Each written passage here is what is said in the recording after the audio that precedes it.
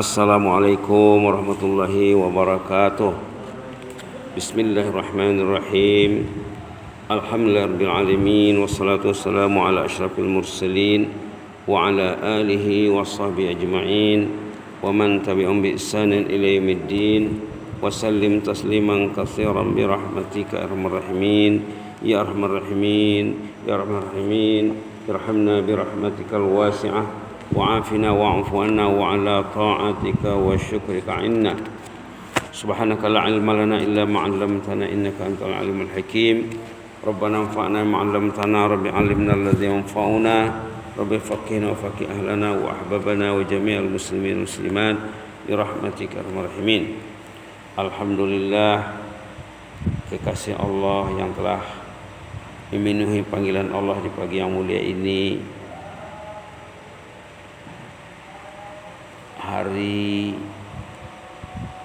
hari yang sangat berkat, 10 pertama Zulhijjah.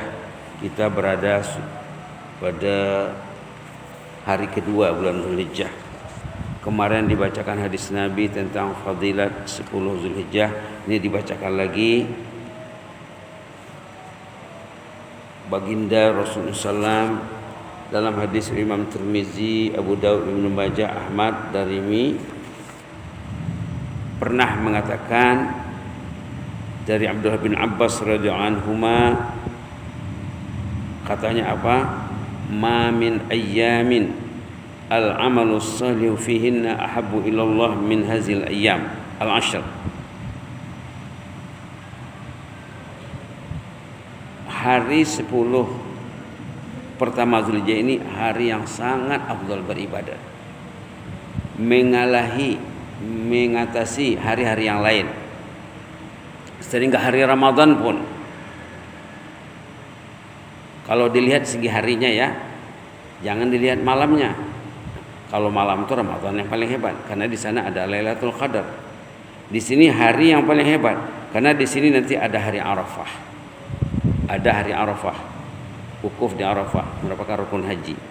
Kata baginda, hari yang paling baik untuk beramal saleh sepanjang tahun adalah 10 pertama Zulhijjah.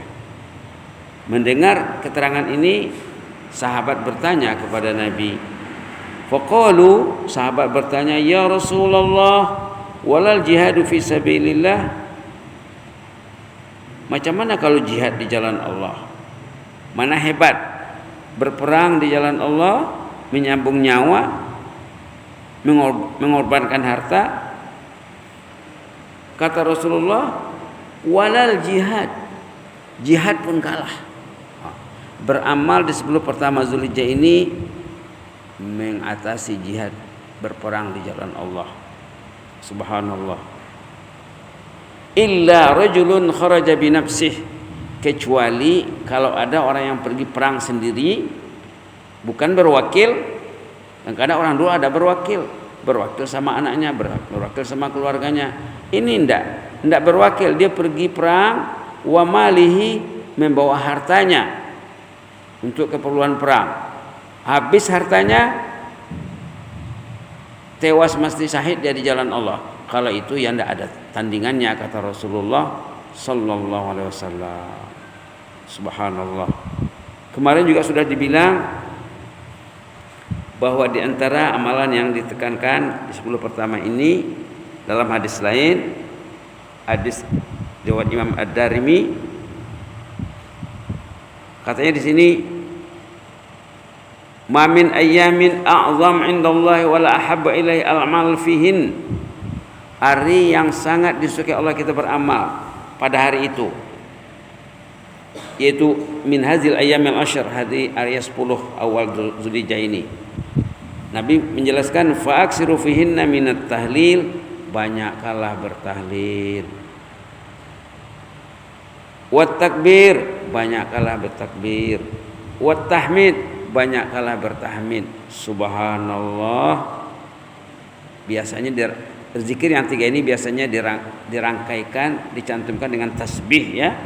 Subhanallah tasbih, walhamdulillah tahmid, wala ilaha illallah tahlil, wallahu akbar takbir. itulah kita banyakkan, sama ada dipisah-pisah ataupun digabung. Subhanallah walhamdulillah wala ilaha illallah wallahu akbar. Subhanallah walhamdulillah wala ilaha illallah wallahu akbar. Ini yang dibuat penekanan dalam hadis ini.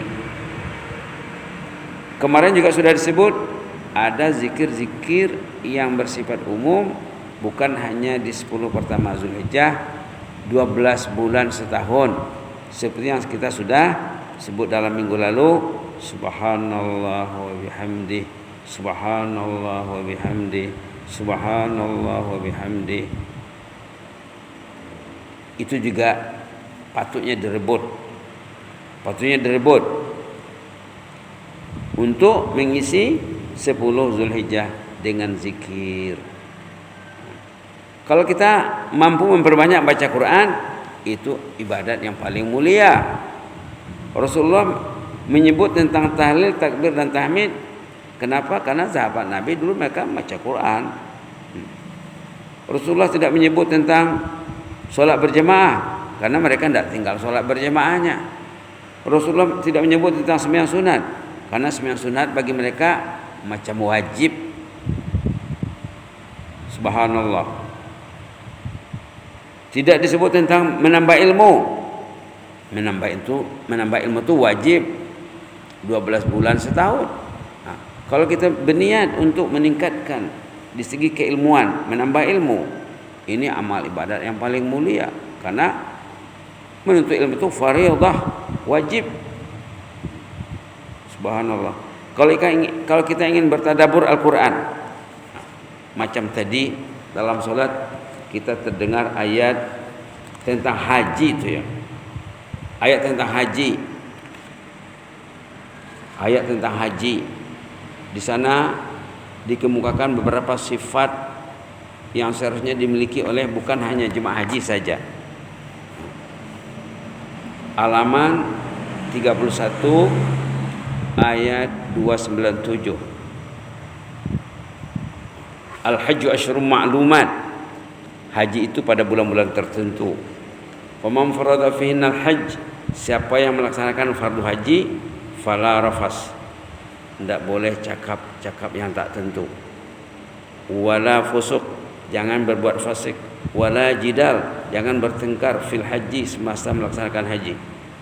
Itu bukan di bulan haji saja ya, di luar haji juga. Wa ma taf'alu min khairin ya'lamuhullah, semua amal baik yang kamu lakukan diketahui Allah. Maka banyakkanlah amal baik pada 10 pertama Zulhijjah ini, pada musim haji bagi orang yang melaksanakan haji. Wa tazawwadu fa inna khairaz zadi taqwa. Nah, ini 12 bulan setahun ini. Tapi yang diseru di sini orang yang melaksanakan haji, carilah bekal. Carilah bekal hidup, fa inna khairaz zadi taqwa. Sebaik-baik bekal adalah takwa. Kebetulan kita berada di Masjid Muttaqin. Takwa itu sebaik-baik bekal. Kalau bicara tentang bekal, dia bilang bekal yang paling baik adalah takwa. Jadi orang muttaqin. Ada juga ayat lain nanti dalam surah Al-A'raf tentang libas, tentang pakaian. Wa libasut taqwa khair. Pakaian takwa itu baik. Nah, kita kan belajar lagi ya, macam mana takwa. Kalau menyebutnya senang, melakukan perintah, menjauhi larangan. Tapi itu kan luas. Wattaquni ya ulil albab, takutlah kepadaku wahai manusia yang mempunyai mata hati. Dari ayat haji ini banyak pelajaran. Itu baru satu ayat ya, baru satu ayat. Nanti di ayat 200 tentang zikir, menyuruh kita banyak berzikir. Di ayat 201 doa yang selalu kita baca, selalu kita dengar, Rabbana atina fid dunya hasanah wa fil akhirati hasanah wa qina azabannar. Doa ini pada dasarnya disampaikan dalam Quran tentang urusan haji ataupun pelaksanaan haji. Karena di sana digalakkan, dianjurkan bahasa Malaysia ya, dianjurkan kita banyak berdoa di tanah suci. Sebenarnya bukan di sana saja. Ada orang ingin mencari dunia saja katanya. Wa minan nasi may yaqulu rabbana atina fid dunya wa ma lahu fil akhirati min khalaq. Ada orang yang hidupnya sampai ke tanah suci minta kekayaan dunia, nanti di akhirat tidak ada apa-apa miliknya, tidak ada nasibnya, tidak ada bagiannya. Orang yang hanya memikirkan dunia hidupnya, nanti di sana menyesal. Wa minhum may yaqulu rabbana atina fid dunya hasanah wa fil akhirati hasanatan wa qina azabannar.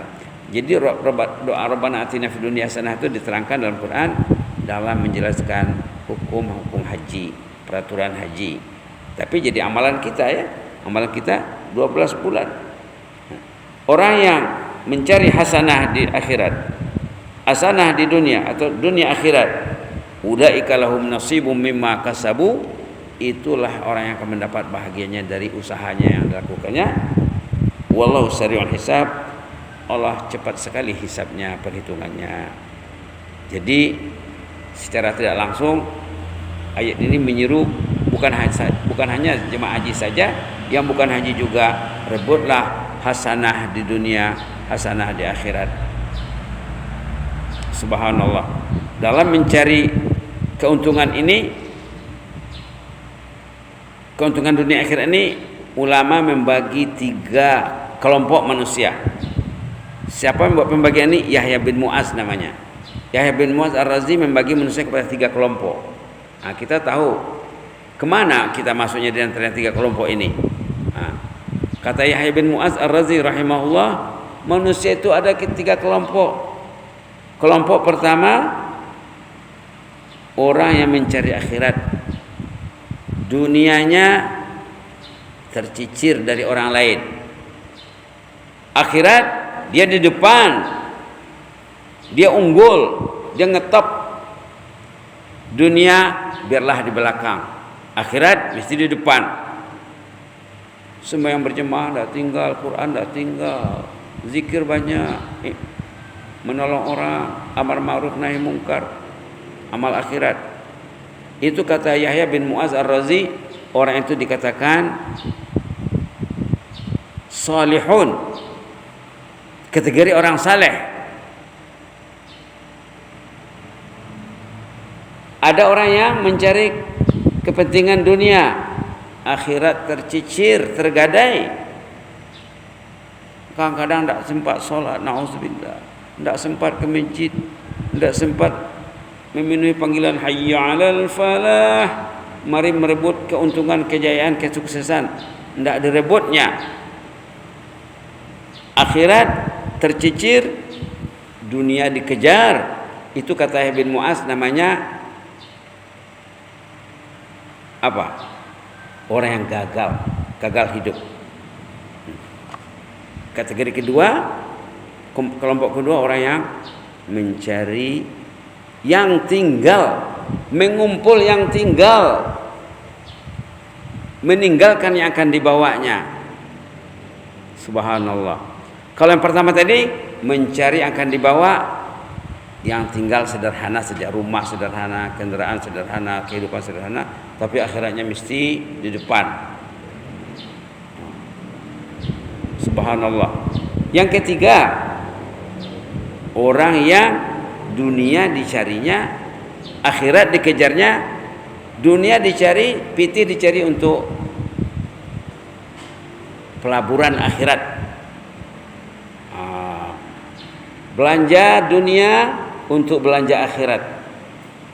Mesti disisihkan sekian persen untuk akhirat dari pitih yang dicarinya, bukan disimpan atau untuk diri dan keluarga saja. Dalam ayat Rabbana Atina itu manusia dua kelompok saja. Pertama mencari dunia saja yang akan tinggal. Yang kedua mencari akhirat. Nah, dunia akhirat sebenarnya ya. Rabbana Atina fid dunya hasanah, dunia akhirat sebenarnya. Jadi seimbang dengan kelompok ketiga tadi. Jadi begitulah ya.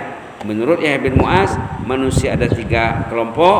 Pertama akhirat dikejarnya, dunia biarlah sederhana. Itu katanya salihun namanya. Yang kedua, dunia dikejar, akhirat tercicir. Itu orang yang gagal. Subhanallah, gagal, rugi. Yang ketiga, dicari dunia untuk akhirat. Asal dia dapat keuntungan dunia, dapat uang, sekian persen untuk akhirat. Nomor satu sekali zakat ya. Yang kedua infak dan lain sebagainya. Mudah-mudahan saat kita berdoa Rabbana atina fid dunya hasanah wa fil akhirati hasanah wa qina azabannar, kita bisa merealisasikan ini. Dan keterangan ini sebenarnya sangat luas sekali, mungkin kita bisa lanjutkan besok dan lusa. Jazakumullahu khairan wa barakallahu fikum.